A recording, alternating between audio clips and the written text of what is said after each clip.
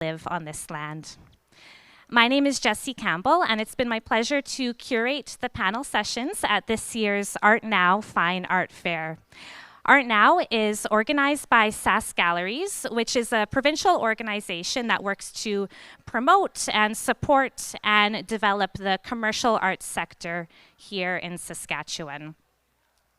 I'd like to give just a big thanks and a shout out to the Sask Galleries staff and their board of directors, as well as the committee that's organized Art Now, because they have put many months of hard work into realizing this event. So thank you to Sask Galleries. This panel and the entire Art Now event is taking place on Treaty 6 territory. This is the traditional territory of the Cree, Dene, Saulteaux, Dakota, Lakota, and Nakota peoples, as well as the homeland of the Métis Nation.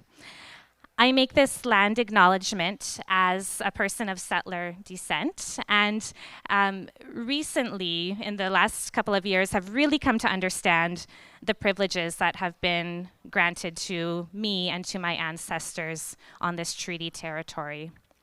I have learned a lot about Indigenous ways of knowing, relationships with the land and with one another through the work of visual arts, of curators, writers, and educators. And I'm really thankful to have those expressions of communication and education. I would like to give you a little bit of a roadmap for how this afternoon will go.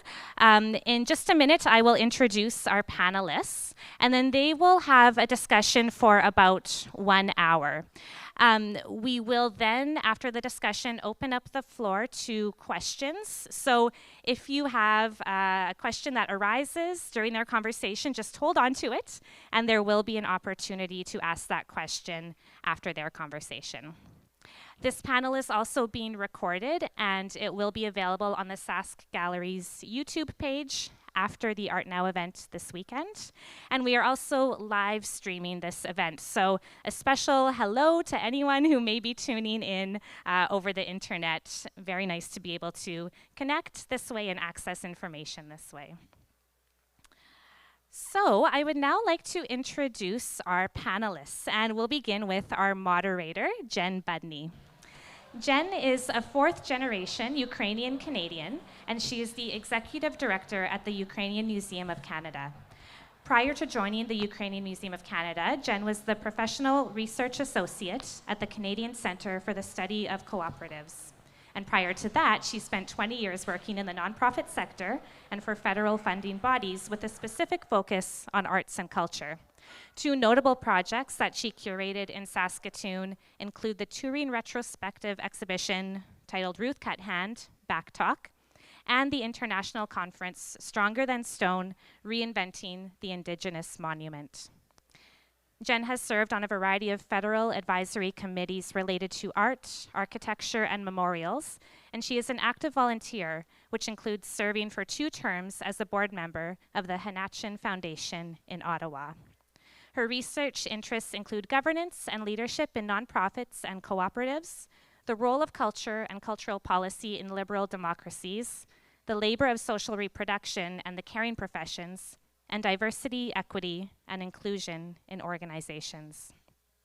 So thank you very much, Jen, for your work and being here on this panel. Next, I would like to introduce Vanessa Hyggen. Vanessa is a Woodland Cree and Norwegian painter and bead artist from Nemethpith-Sipik, Sucker River in northern Saskatchewan. She is a member of the Lac La Ronge Indian Band and currently lives in Saskatoon. Vanessa earned a Bachelor of Arts with distinction from the University of Saskatchewan. Vanessa utilizes memory, tradition, and themes of nature in her work. The pandemic influenced her to bead 4 hide masks, which have been included in Breathe, the Second Wave, an exhibition touring across Canada, and the Ryerson Fashion Research Collection. Her painting, titled Treaty Annuity from 2018, is in the Indigenous Art Collection of the Government of Canada, and she has been a part of 2 art collaborations at the University of Saskatchewan, titled Beads and Stone in 2019, and We Rise from 2020. Vanessa recently completed Beads and Stone 2, a participatory art project at the University of Manitoba. Finally, I would like to introduce Lesia Maruschak. Lesia is a Canadian artist of Ukrainian descent, and her work addresses cultural identity and is grounded in her lineage and connection to both Canada and Ukraine.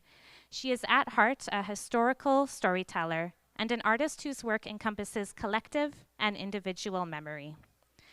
Her series often include intricate and highly coveted limited edition art books, fine art photographs, and tourine exhibitions. And these projects are based on specific historical events such as the Soviet Ukraine Holodomor genocide, the internment of ethnocultural communities during the Great War, and projects about her relationship to family and the land where she grew up. Lesia holds an MA from the University of Saskatchewan, an MBA from the University of Ottawa, and she studied fine art in the US and Romania.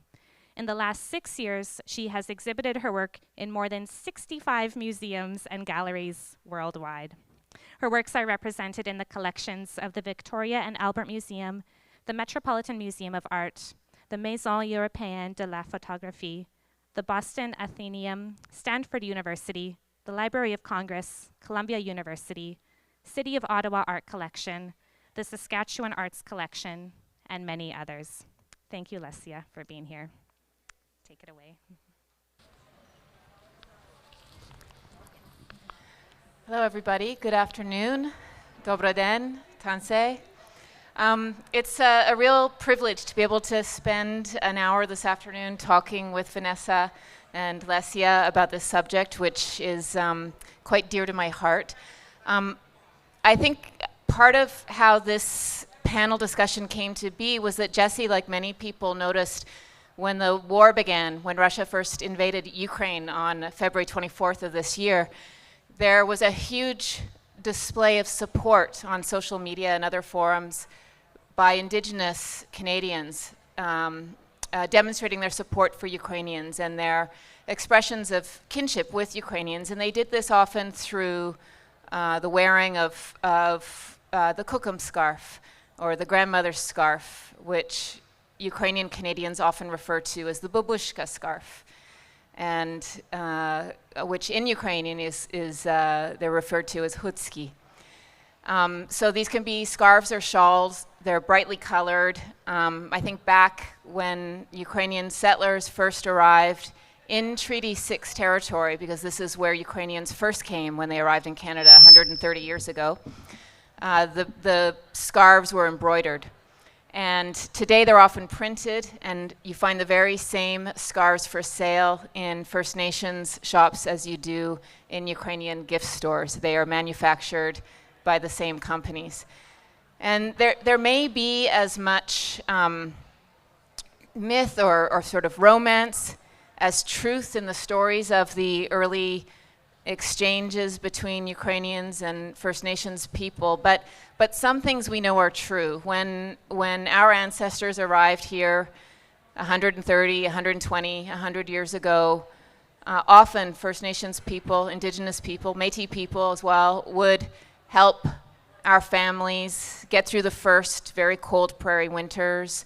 They would help us find food, help us find local medicines, help us give birth to our babies, and oftentimes they would marry. So my own Auntie Alice, for example, my godmother, who's 85 years old now, she's a Yurkowski and a Gladue.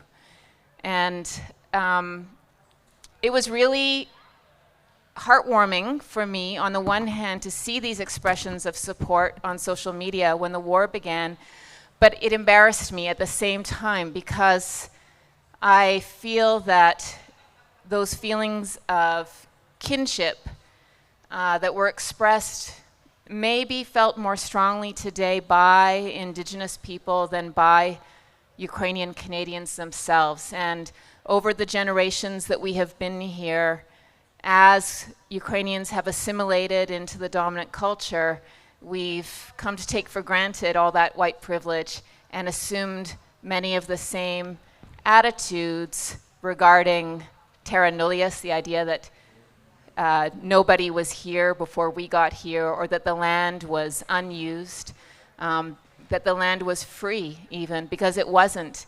Indigenous people paid a very heavy price for us, for our use of the land. And so that was the beginning of this conversation, and so it's just wonderful to be here with Lesia and Vanessa, who both have, I think, strong connections to this very subject, this specific subject. And you know, I'll say, as a new director of the Ukrainian Museum of Canada, there also are lots of values that traditionally have been shared between the two cultures, as many values are shared between cultures all around the world. But we have a museum full of intricate beadwork, beautiful embroidery, and the patterns and the colors of nature are very important in traditional Ukrainian art and craft. And when Indigenous people come into the museum, they recognize a lot in the work that our people have done over generations. The museum itself has not explored this yet in any significant way, but that is something that we will be doing, and I feel very lucky to be able to start that conversation here on this stage. So what I wanted to do is begin by asking the artists, and I'll start with Vanessa, and then Lesia, what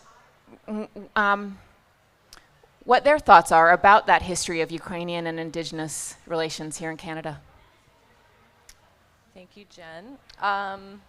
I feel like you really captured it all so well because, you know, like even going to university and taking Indigenous studies, those are the stories that are told. It's like helping people through their first winters, showing them where to get food, berries, plants, medicines, and then that friendship forming, right? So, and exactly like you said, it's like those friendships were important for both Ukrainian and Indigenous people.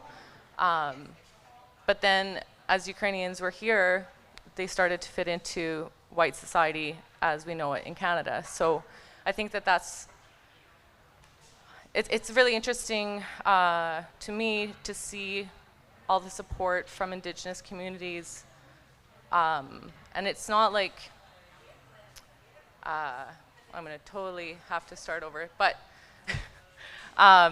just thinking about that those connections are still there, even though I think they've been interrupted a lot. So, you know, it's nice to see maybe that there is room to improve that relationship again. Yeah. First, I'd like to thank everyone, and I'm very grateful that I received this invitation. It came at a very opportune time as I've come home to work, so it was lovely to return to Saskatchewan and to join, I guess, this afternoon. I think I have to start by saying that I've been away from home for more than 35 years. So my perspective of the relationship, if I'm to speak about it today, is one that is, I guess, that exists in layers. One of which is very personal and intimate, and a second one that is more historical and artistic. And so I think one of my first photographs, actually, if we could just flip to it, is of a house that continues to stand on land that belongs to my family. And two strains of my family came to Canada in around 1897. One actually settled near Batoche.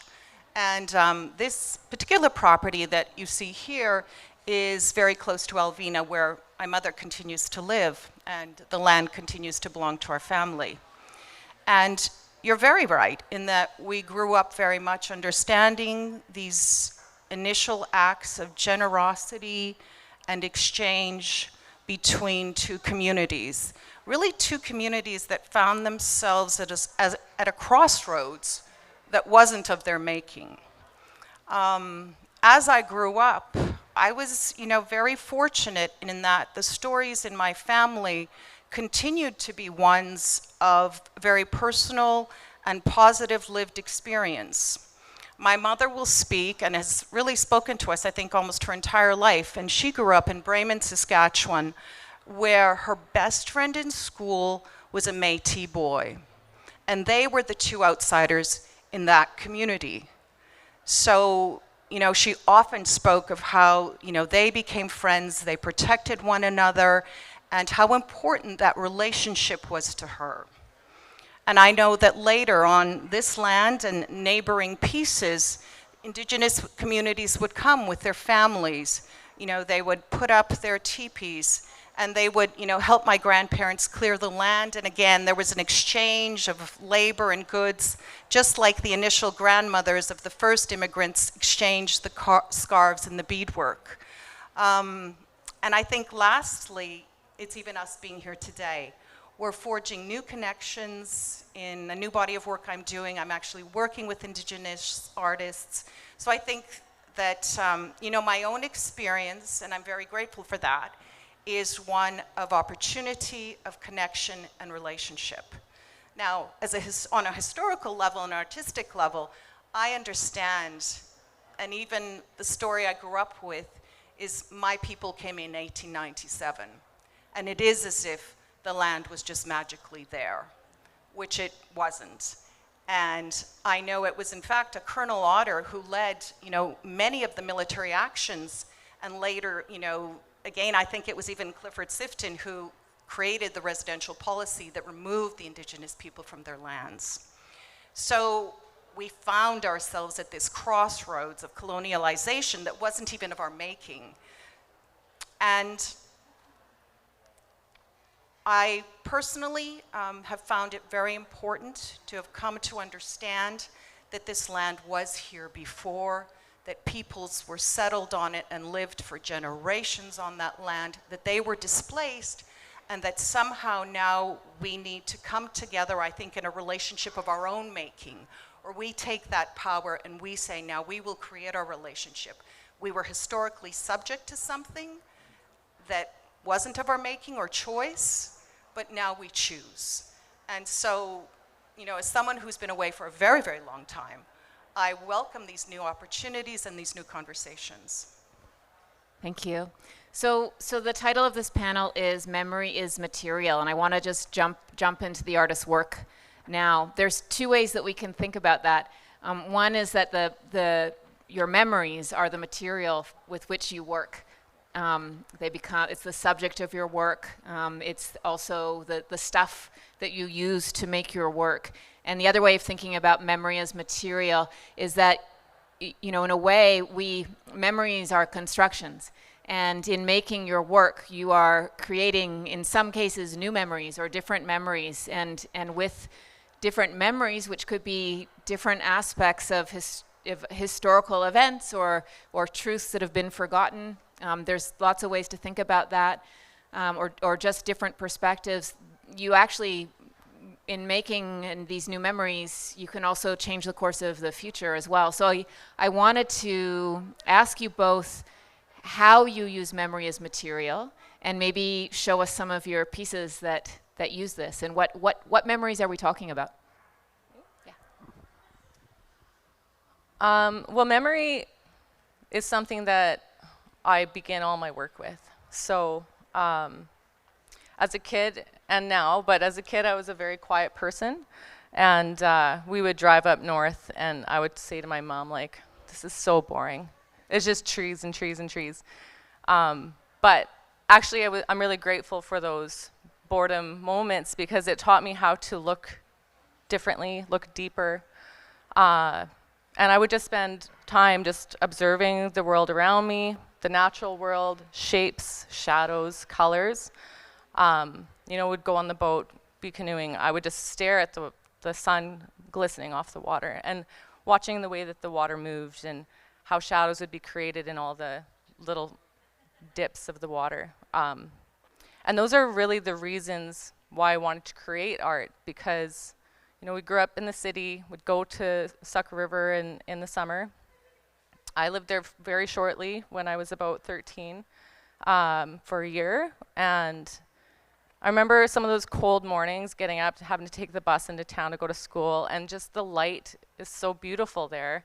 And it's not like the city. And so I do have two backgrounds, right? It was like my dad's side is Norwegian Métis, from like the Fort Alicorn Weldon area, and then my mom's side is Woodland Cree. But like the culture side on my dad's side wasn't really there. So for me, connecting to my culture on my mom's side just was a natural thing. And I remember one winter morning waking up and going outside, and it was like -50. It was so cold. And the light off of the lake was just violet and like different hues and so subtle, but so beautiful. And I think about those images in my head all the time when I'm going to create work, because it's something that I want to try to capture. You know, just like these pictures up here. So on that side, that's me with my kokum's turkey, just to the right of me, left, I guess, from this side, and that's Sucker River behind me. So it was just a really untouched place. There was no roads. It was like you drove over Shield. There's roads now, and there's much more. There's many more people living there now than there was when we were kids. But on the right side, my brother and sister are there with a couple of my cousins, and they're hauling water from the lake to bring to the house because we had no power or running water. And I feel so lucky to have been able to grow up with those experiences. You know, it just really, I think, grounded me in just appreciation for everything that I have and everything that we have in the modern world. But it is so different than the city. And so, you know, memory as material is just such an accurate way to describe how I work, why I work, why I'm an artist. I don't know if I would be an artist in 30 years from now if I had just grown up now, because there's so many things to distract every single moment of your life. I don't think that kids necessarily have the opportunity the way that we did to just really develop your imagination and your color palette and the way that you see things more deeply. So, yeah, thanks. Oh, yes. So the top left, I'm just going to call that left. That's called Is an Indian, and it's a Scrabble blanket. So my kokum loved to play Scrabble. We would play Scrabble all the time.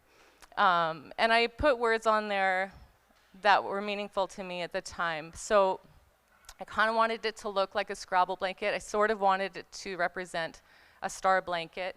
It's made of paper that I took with me everywhere for a month thinking about this piece. And one night as I was falling asleep, the whole image of the piece came to me, and I really feel like it was my kokum telling me how it would look. And so on the outside of it is our family's status cards, and underneath your photo, it says, Is an Indian. And is an Indian according to the government of Canada, and then it lists, you know, like if you look up the statute, then it gives you the full description of what it means to be an Indian in Canada.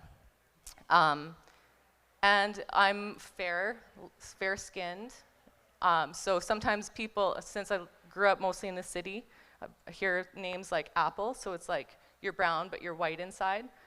Although I feel actually like I'm white on the outside, but I'm more really brown on the inside. And Aboriginal, it's like, you know, the legal terms that are used to describe Indigenous people. And so that piece, it's like the memory of sitting and playing Scrabble night after night after night, you know, with my auntie and my mom. And I still love to play Scrabble, so if anyone wants to play, I would love to take you up on a game. And then the bottom one, it's called Womb, and you see the northern trees in the distance.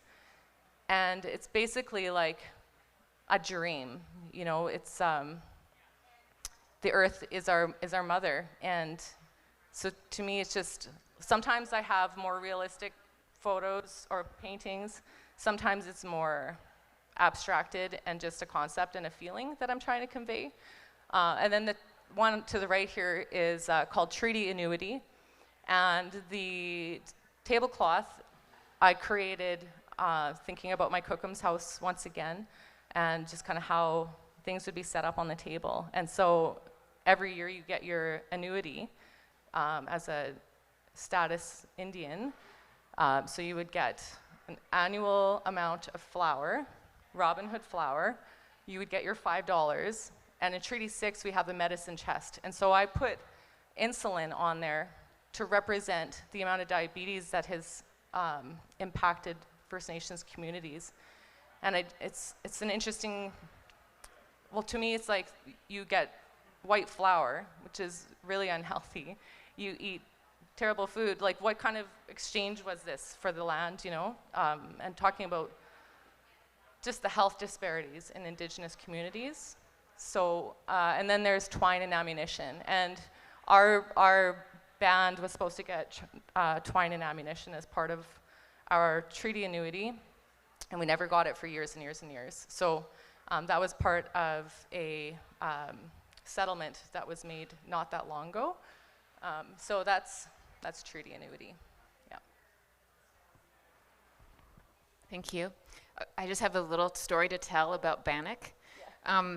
When I was living in Kamloops several years ago, the farmers market, there were Secwepemc folks that sold bannock there, and my Ukrainian dad, came for a visit, and he said, "There's bannock. They've got bannock. I'm going to go get some bannock." And he lined up for half an hour and got his bannock, and he came to me and he said, "I thought bannock would be spicy." He said, "This is just fry bread. My mom made it all the time." So it's just what you eat when you have not much money. Yeah. Anyway, thank you. Lesia.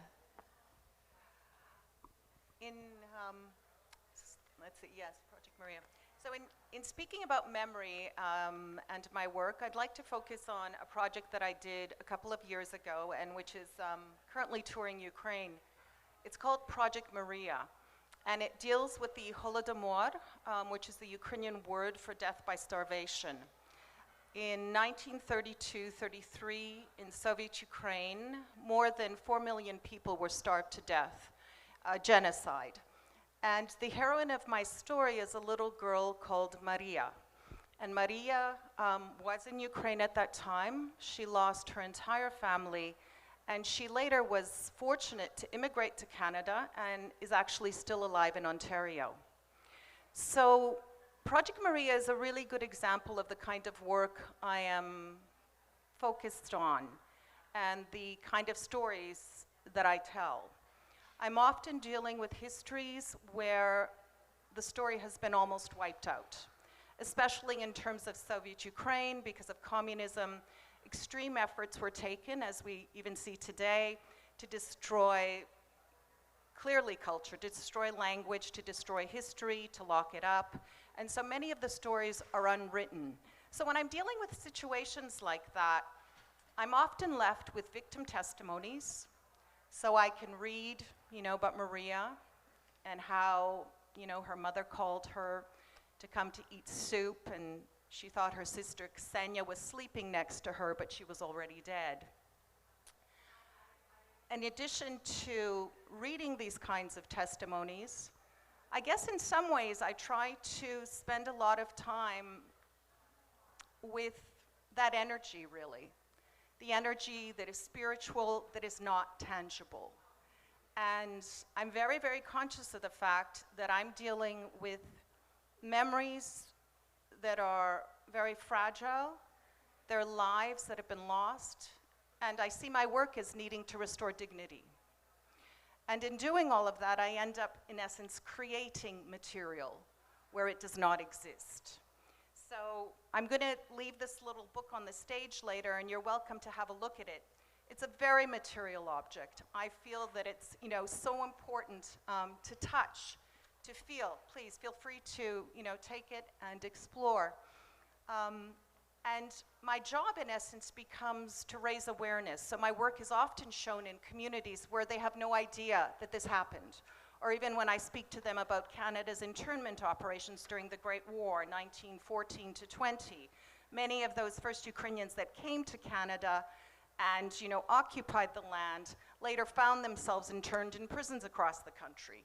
So I'm often working to create memory for people that have never heard the story, whether they're our own people or people from, completely different cultures and countries. And in doing so, the object becomes very important, because the object is something, you know, that they can either feel, they can walk in between, and they actually have an experience, and that memory moves to become its own. What we see right here on the left is a piece I call Molitva. And when I was in Ukraine in 2016, I was, you know, wandering through the markets and gathering antique vintage prayer books and Bibles. And so I actually took the prayer book, one that had, I think, about 547 pages, and I scanned them all, I layered them, and then I manipulated it, because what I was thinking of, what could it have been like to starve to death as Maria's family did? And I thought, at that moment, I tried to remember, to feel what it would be. And I thought, I think they're praying. So this was, in essence, the prayers of the millions who lost their lives at that time. So I become a storyteller, one who clearly has little scraps of history to use, testimonies, but what I will call my calling is to really step into that history and try to understand what people might have felt. And I'm always, you know, very careful, very cautious, because I know that doing that with integrity is so, so important. So that's sort of how I come to memory and materiality. Well, this is so interesting, and I think this is where the current war and the attention that we're giving to Ukrainian history right now is sort of presents this real opportunity for reconciliation here in Canada, because there have been so many horrors perpetuated on Ukrainians in Ukraine, and then there were the internments of Ukrainians during World War I as well. And in fact, it was, and I may be getting this slightly wrong, but I believe it was Colonel Otter, who you mentioned, who organized the last public hanging of Indigenous men in the Battlefords and brought children from the residential school to watch these men hang, is the same man who organized the internment camps. And this is documented in a beautiful book by Sandra Semchuk, where she, with her Cree husband, explored all the sites of the internment camps across Canada. But you know, I'm struck by the difference between your response to the question of memory and Vanessa's, because Vanessa's is very personal, and you are diving into these deeper memories and other people's memories as well.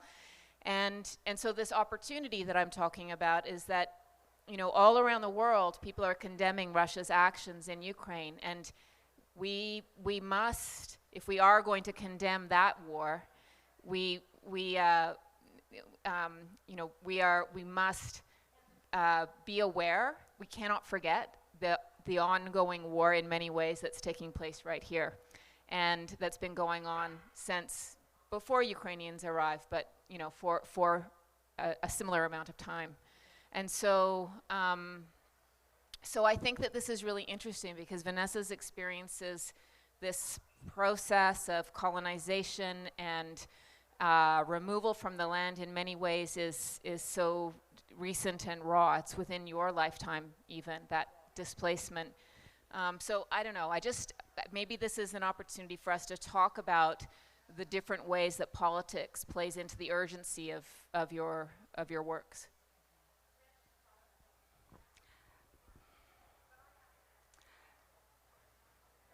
Do you want me to?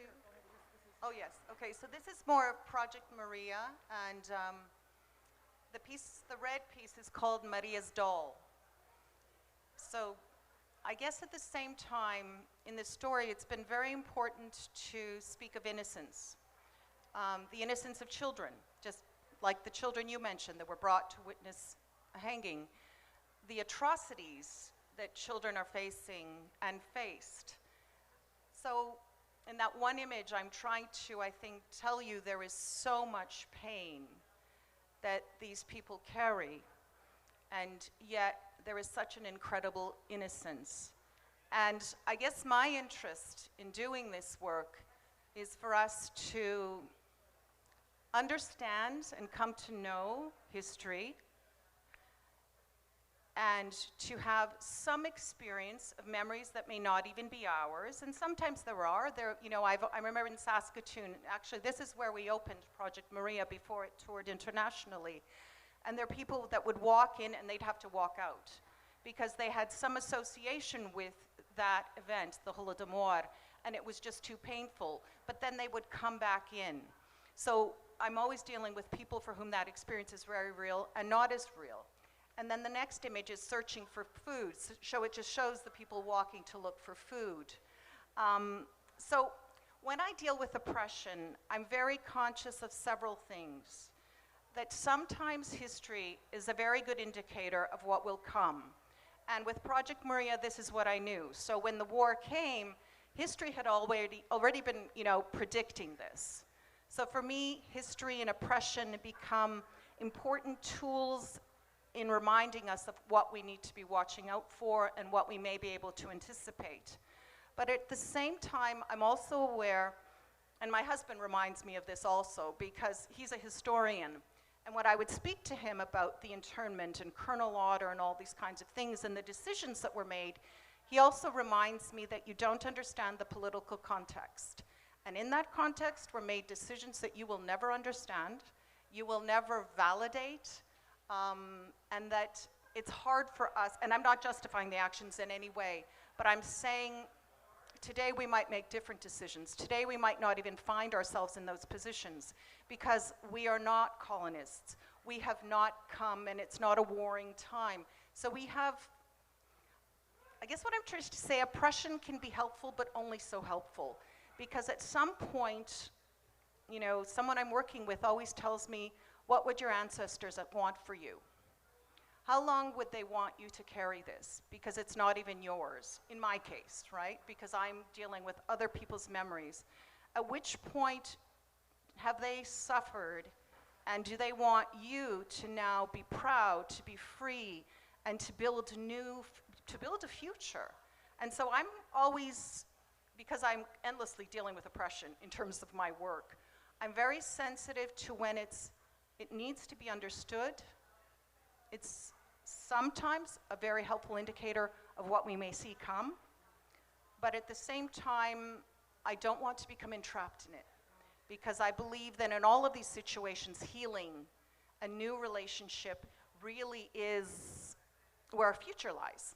And so I always want to move in that direction through all this. Well, I was just thinking back to some of the other things that you talked about, like with Holodomor, and how there are direct comparisons here, the killing of all the buffalo, Indian agents not allowing people off reserve to go hunt or to be self-sufficient. My family, like Sucker River is our reserve, we were put there. That wasn't where traditionally our family grew up and lived. There was a place called Little Hills, and I actually got to go there this summer and see where my grandparents were born. And you could just feel how special that place was the moment you got onto the land. You have to boat there, and it's kind of far away. But yeah, I just find it so interesting to listen to and think about how those things have direct lines here. And even how your work is to raise awareness. In my narratives, that's my goal as well, even though oftentimes I really want to honor the land in my work, and so it's not necessarily that my pieces are political, right? But yeah, I can't actually remember what exactly you asked, Jen. Yeah. I guess I was wondering about the role of, I can't remember what I asked either, to be honest. The role of politics, the sort of political urgency of your work, and yours are certainly not political statements by any stretch of the imagination, but there's something political in just the expression of these memories and these ideas and bringing these forms to life. But this takes me to the land, which is also the subject of everybody's work here. And I was thinking about how we're different people today. Are we different people because we have a different relationship to the land? Is that, because you talked about that in your introductory remarks, that, you know, our children may, you better not though, Ben, have less of an imagination, but you know, our children we have to struggle to keep those imaginations as vibrant because they are less connected to the land quite often in their day-to-day lives. And so is it our relationship to the land, which is so fundamental? It's the producer in some way of all of our knowledge. If our relationship to that is changing, is that what makes us different people? So I don't want you to answer that question because that's too weird. But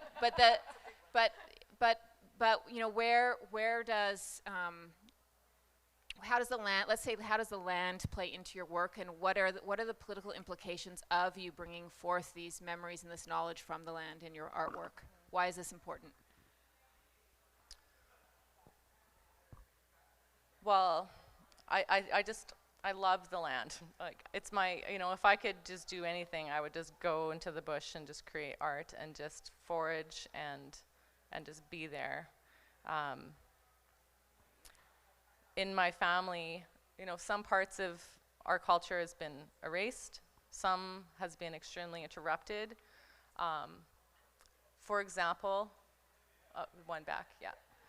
I don't know what spiritual lives my ancestors lived because the Anglican Church came in and really changed even the way that, well, absolutely changed the way that my family and my ancestors viewed themselves, you know, like they were told that their spiritual lives, their language was of the devil. And those things really still impact my family and other Indigenous families today because, you know, you hear something for so long and it just becomes your truth. And to be able to acknowledge it and be conscious of it is one thing, but to be able to get it out of your cellular being is a totally other thing. And so for me, the easiest thing that there was to reconnect to culturally is the land and the memory that the land provides to me. So, you know, I can't speak Cree. I know a little bit of Cree. I can understand a little bit of Cree. I lived with my grandparents, and they spoke Cree all the time.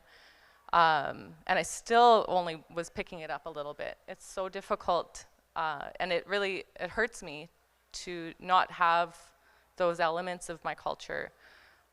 So for me, to be able to learn as much as I can from the land, to be able to do as much as I can to retain those bits of culture are so important to me, because I just feel like if we're not out on the land practicing our inheritance, then we're going to lose it. And so this is another view from my kokum and Nimisum's house. We would go out onto that dock and go out in the boat and check the lines and get the fish with my grandpa.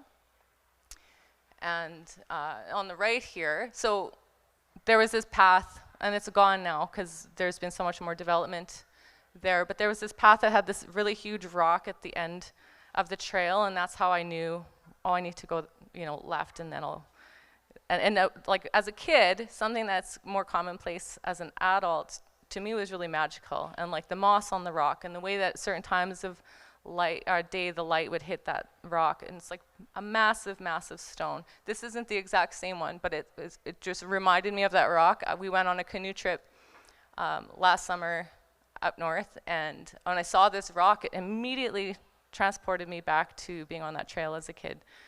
So so the land, it really, I think, drives me in all of my being. Like right now, a big part of my work has been around muskegs, and we have the potential for peat mining to happen up north, and I really don't want it to happen because one, the leases are being talked about for 80 to 100-year leases. Well, I just think that it's really irresponsible to be making decisions for someone 100 years from now.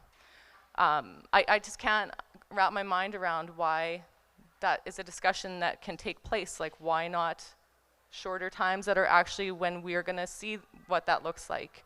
And so my work lately has been centered around bearing witness to what kind of biodiversity is there, what kinds of medicines we get from there, and trying to highlight those things for the public, the general public, so that people can understand how important the land really is. You know, when you mine a muskeg, you drain all the water out, you clear the surface vegetation, and then they take the sphagnum peat moss.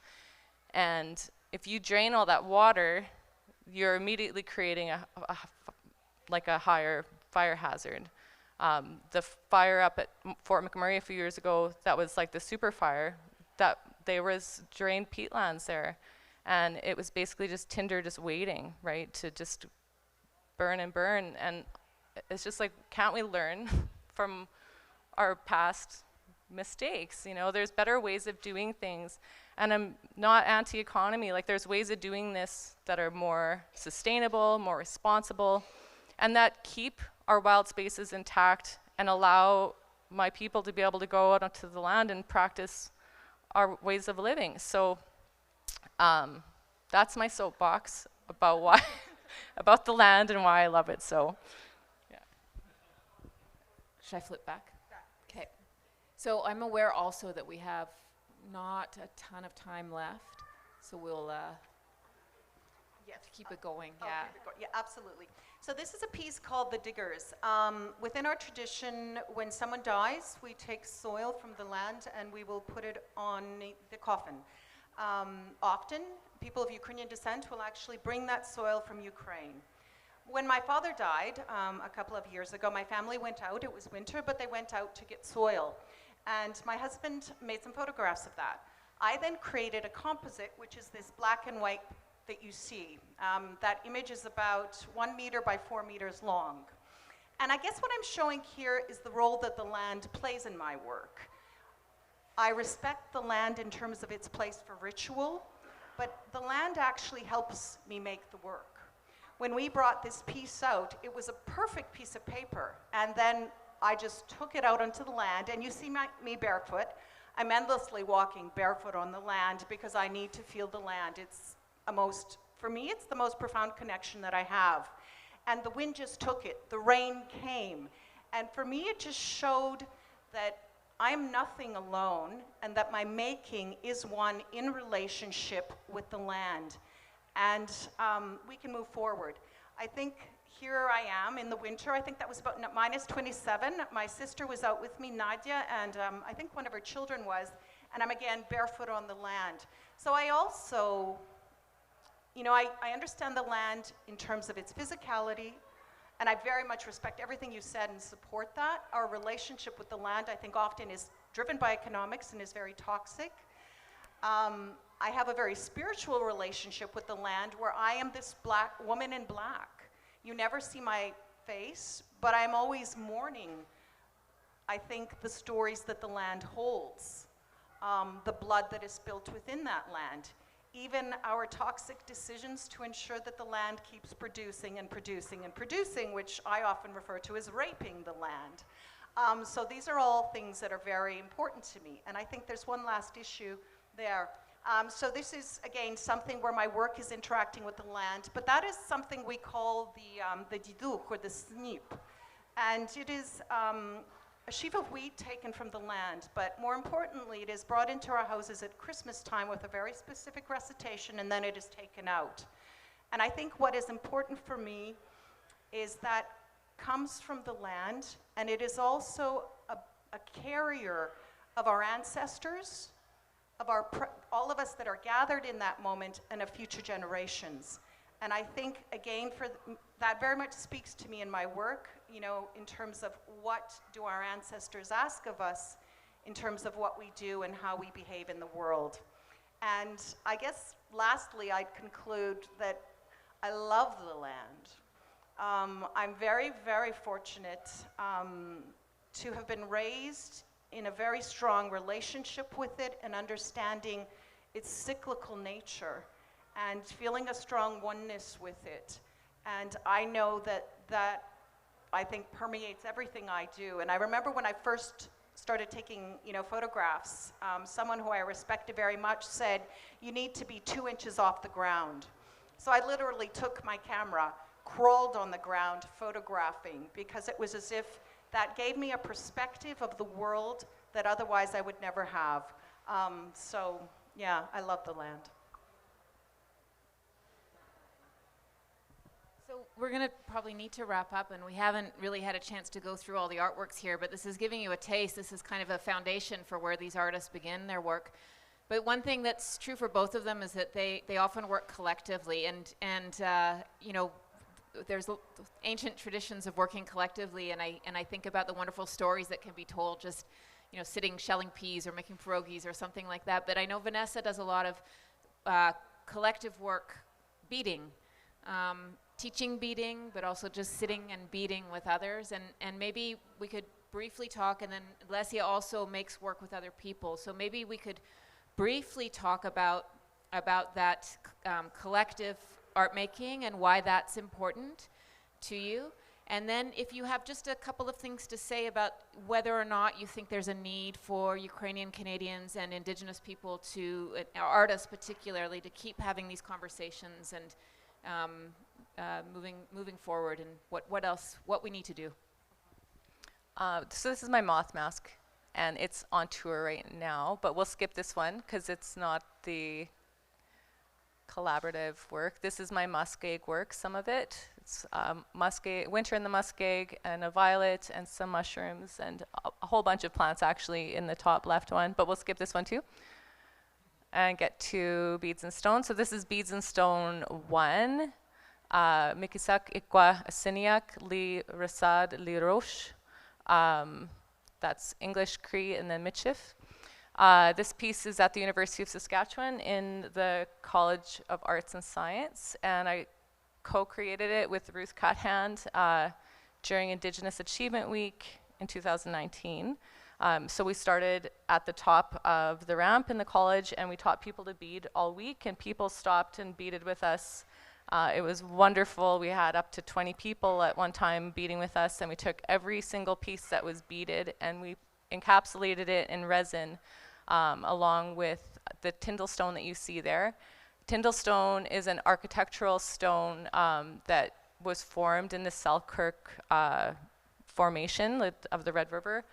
And so mainly it's in Manitoba. There's a quarry, Gillies Quarry, and they actually have like a specific area of their Tyndall specific for the University of Saskatchewan. Most buildings, actually all of the buildings have some Tyndall stone, but some buildings are completely covered in Tyndall stone. It's really come to represent institutions, and some institutions that have created harm with Indigenous communities. So the intention with this piece was to start by ceremonially breaking the stone and creating space in that stone for Indigenous ways of knowing. When I was working there at the university, there was so much talk about indigenization, and to me, I just kept thinking, like, what does that mean exactly? And I wanted to create a bit of a narrative for what that meant to me if we want to properly,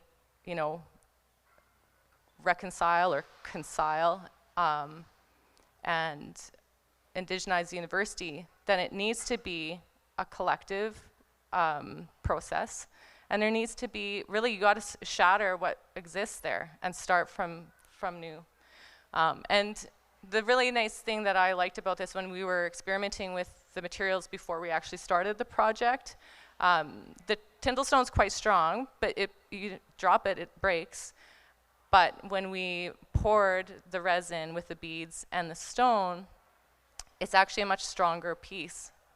So to me, it was like just a perfect way to show that symbolism.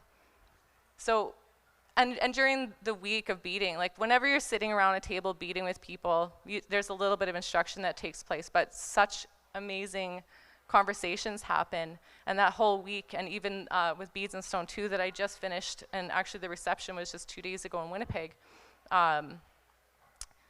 we talked about what does indigenization mean to you, and the history of Indigenous people and settler people in Canada. And we had such rich conversations, and I just feel like that kind of space to really be honest and not be scared of asking questions and getting to know one another was some of what I love the most about working with people. It's really energizing.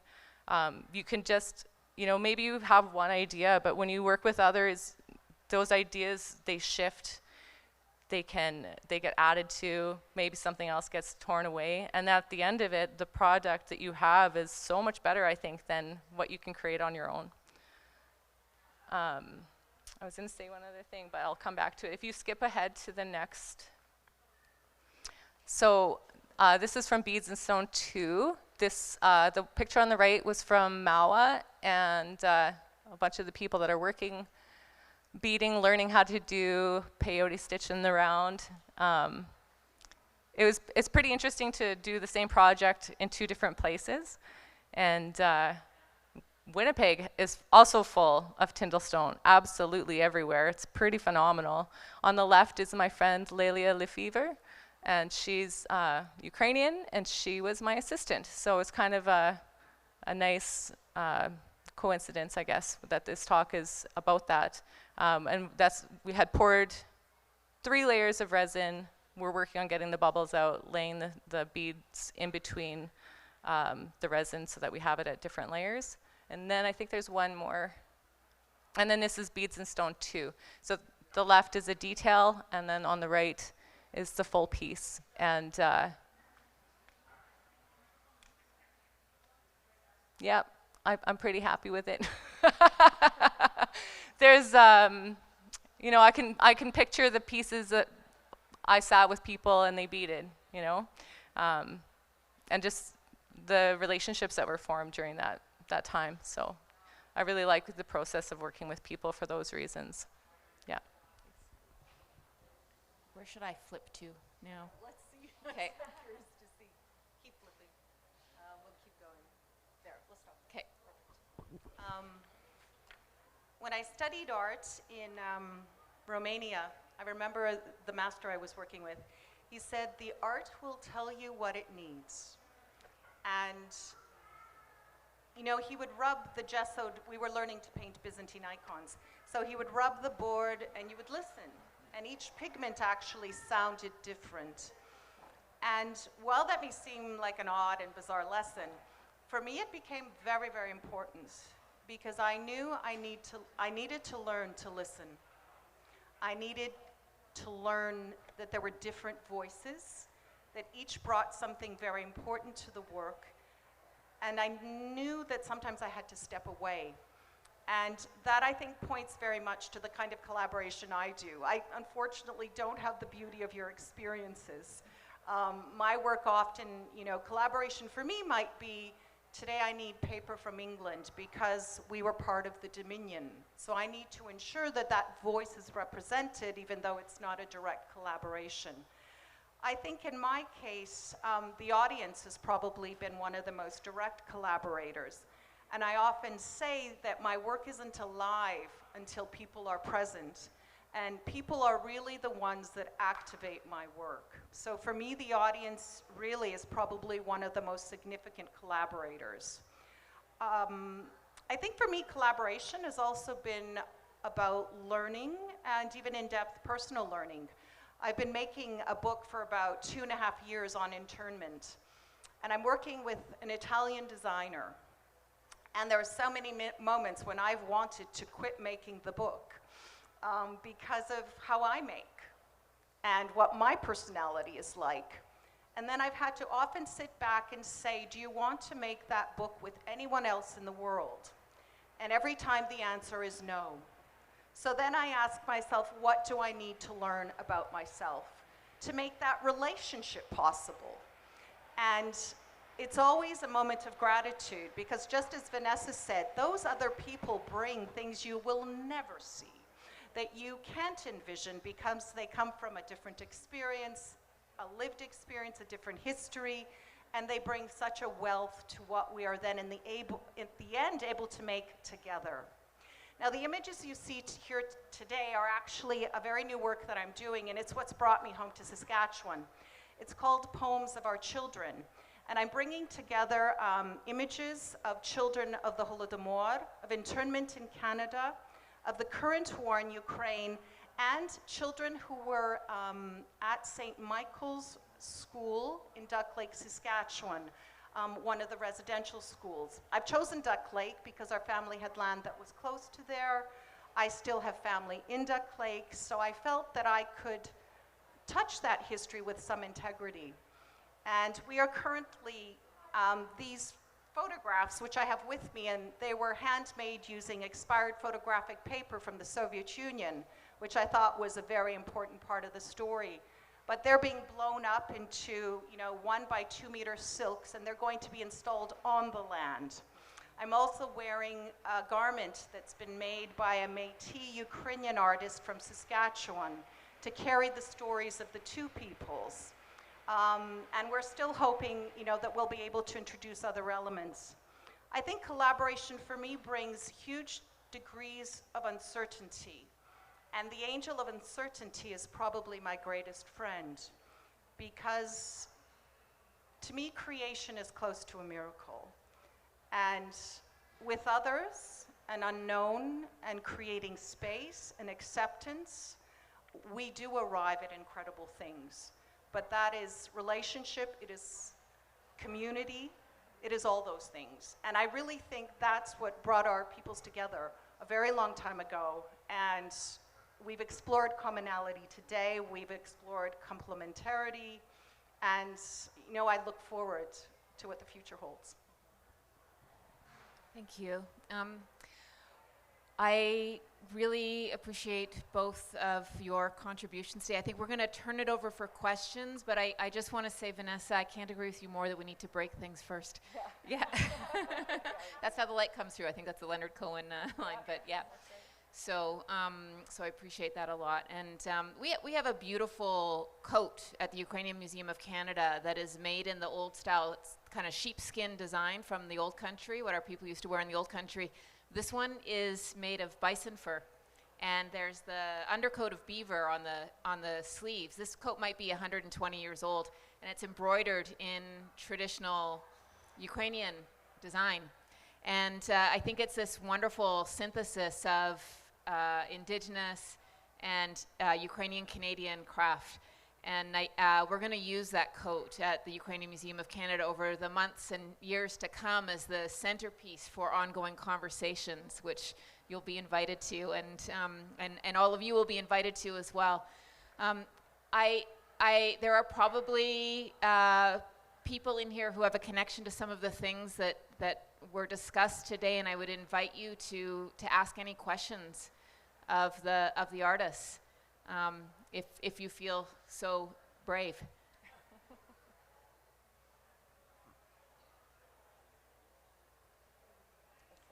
And if not, I imagine they will be here for a few minutes. If you want to talk to them privately, that's probably an option as well. Should we wrap up? Okay, so thank you so much. Oh, there's a question.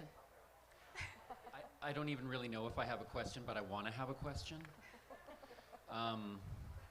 I was just really moved, actually, by this conversation. I think because I've experienced a lot of what you're talking about, whether it's shows of artists, not of yourselves yet, but boy, do I want to dive into your works after this talk. But coming from a settler background and realizing my privileges, listening to this today gives me such hope when I realize some of the histories that I didn't actually know about the Ukrainian history and how much it's reflected in Indigenous and Métis history, and the opportunities we have now to highlight this.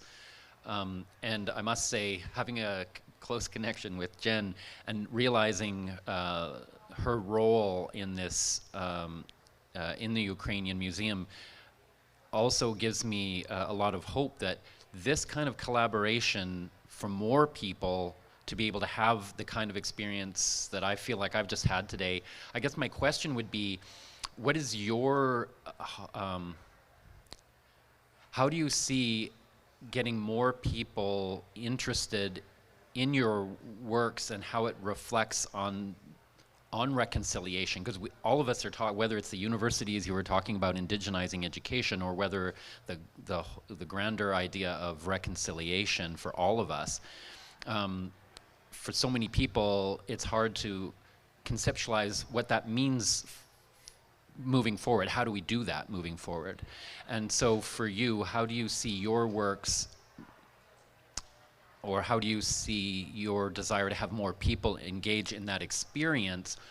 Because you've had the experience of more taking histories of others, not only of your own personal, and for you, it's definitely been this personal journey, and I think the melding of those two is a perfect sort of combination of what so many people may have that personal experience, or may feel a little bit more disconnected from it and are looking at others' history. How do you see being able to connect with more people in order to have that reconciliation move forward? Is that that's a big question, but. That's a pretty big question, yep. And I don't know. Like, I feel as though I have a million ideas for work, and I want to collaborate with people all the time, even though it gives me great stress, but it also gives me great satisfaction, and it helps me even to understand my own history, my own life and my own family, reconciling those things of, you know, difficult pasts and being Indigenous on this land. I feel as though works like Beads and Stone have sort of created that natural progression for conversations to take place more often. For example, Jesse contacting me and asking me about being on the panel. I just think that it's just happening now. I think people are ready to have difficult conversations. I think that people are more open, and that, you know, I'm willing to have those conversations all the time. Every time I'm in a workplace and I'm representing Indigenous people in these roles, it's like, if you have a question, if you want to sit down and have a respectful conversation and you don't know, I'm always willing to have those conversations. So that's not really an answer that like is direct, but it's just kind of like, I think it's just happening, and I hope to always be at the seat having these conversations with people and creating work that will at least spark a question that will hopefully lead to people wanting to find out for themselves. Like, very much in treaty annuity, people are like, what's that still life about? Like, I don't get it, right? But hopefully people will seek out what is meant by that still life. Yeah. I think what I would say is, for me personally, and as an artist, it has to do with intent. Intent, vision, and that's why, you know, Poems of Our Children that I've just started is very important. To date, all my intention has been, you know, my homeland, Ukraine. And it, you know, I have to very much say, and that's why I think I referred to my practice as a calling, because I don't think that I sat there and analyzed and decided this is what I'm going to do. Just somehow, you know, I think it started with my mother-in-law's box of photographs, and the Soviet secret police had come and taken her parents at the end of one evening. She never saw them again. And I began to think about, you know, cultural erasure. And then I moved to genocide. So my work kind of has, I call it a life of its own. But most recently, you know, as I moved to think about children, I couldn't help but, and because I love the land so much, I love Saskatchewan so much, I had to bring myself back here and think, what are the stories that the land is telling now? And that's why, for me, you know, even though I am an outsider, but the stories of the residential schools are important. And I thought, those have place. And I think that I can bring them into the conversation that I'm talking about when I'm talking about children of, you know, displacement, genocide. And so for me, actually expanding the story I'm telling to make it, in essence, a more inclusive one, to bring in a voice, not that I've excluded, but that just the story, you know, told me what it needed. And in this case, the story is saying, go back home. It is saying, go back to somewhere where you have a connection, and you need to now tell a different story, work with different people, and there's a new conversation starting. So that's where, you know, as I said, for me it's intent, knowing that I'm now going to make work that is just bigger yet again than what I've done before. Thank you. I think, thank you for that question, Paul. If I can answer that too, and then we'll probably wrap up. I agree with Lesia that the act of making is a kind of miracle, but I also think it's a miracle that anyone can experience. And so from a purely practical level, creating more opportunities for people to sit and learn beading together and embroidery and being on the land together and learning about the medicines and picking berries together and doing all these things that my grandparents did, that Vanessa's grandparents did, all of those things, that is perhaps the very simple thing we need to start breaking, the things we need to break. And so it doesn't have to be violent. It can be a very peaceful, we can break down certain systems by that simple act of making together and being in those conversations. So from a purely practical perspective, at the museum, creating more programs that can, and working with other organizations, perhaps like Wanaskewin, bringing people together to learn the very simple yet miraculous crafts of making things, bringing things into the world together and having those conversations. So I think that's it. With that, thank you so much for coming. Diakoyu, hi. We're very grateful to have you here. I want you to give a round of applause for the artists. Thank you so much. Thank you, Vanessa. Thank you, Lesia. Thanks for having us. Quick note, everyone. In addition to thanks to our wonderful panelists, I just want to let you know that we have another discussion coming up at 3 o'clock that will look at some of the connections that exist in the world of buying original art and collecting art. So stay tuned for that. Thank you.